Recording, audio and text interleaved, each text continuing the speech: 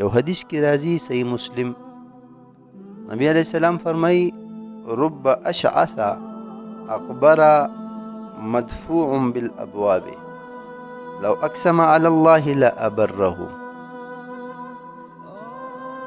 په خلکو کې داسې بعضې خلک وي چې پراګنده حالت والا وي، کمزور حالت والا وي، معیشت یې دومره ښه نه وي او خلک یې د خپل له دروازو نه شړي، او که چېرته په الله باندې قسم وخوري الله رب العالمین د هغه قسم رښتیا کوي. یعنی الله رب العالمین د هغه دغه قسم خیال ساتي. دومره نیک عمل وي د الله په نیز باندې او د مخلوق په نیز باندې خلک د ځان نه لرې کوي، شړي. عمر بن جموح رضی الله تعالی عنه یو بوډا صحابي دی. جنگ بدر کې نبی علیه الصلاۃ والسلام سره تو خدا الله رسول اجازت ورنکو. کله جنگ احد راله نو بچو ته وی چې زوم تاسو سره جنگ لازم. بچو ورته وی چې زه مونږ تاسو ځان سره نه بوزو. دا خبرې سیواشلې نبی علیه الصلاۃ والسلام ته خبر لاړې.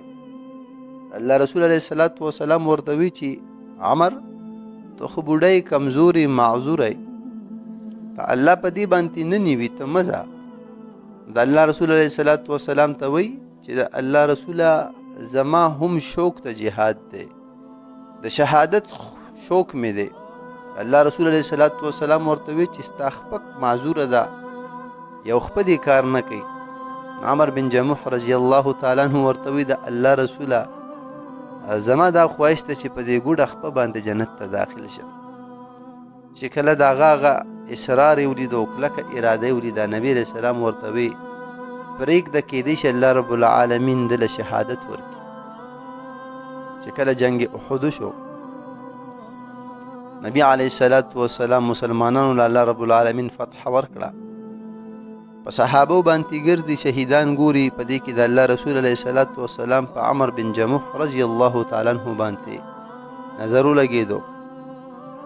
نبی علیه الصلاۃ والسلام چې کله ده ته وکتل ورته وی عمر بن جموح خپل په دې ګوډه خپه باندې جنت ته داخل شو. یعنی گواهی نبی علیه الصلاۃ والسلام د هغه د جنت ورکړه. کله چې د ده بیبي ته پته ولګېده چې عمر بن جموح زما خاوند وفات شوی دی، هغه راغله دې دپاره چې خپل خاوند هغه لاش یې واخلي او مدینې ته وړي.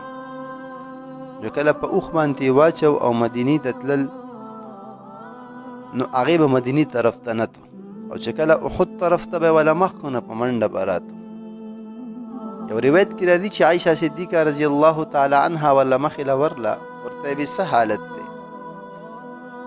دا ورته وی چې کله زه دا مدینې ته بوزم نو نه ځي، او چې کله احد طرف ته ورله مخ کړم نو بیا په منډه باندې راځي.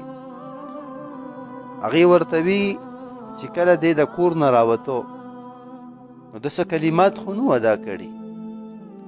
نو ښځې ورته وی چې یو عمر بن جموح رضی الله تعالی عنہ دا دعا کړې وه اللهم لا تردني الى اهل خزيان وارزقني الشهادة.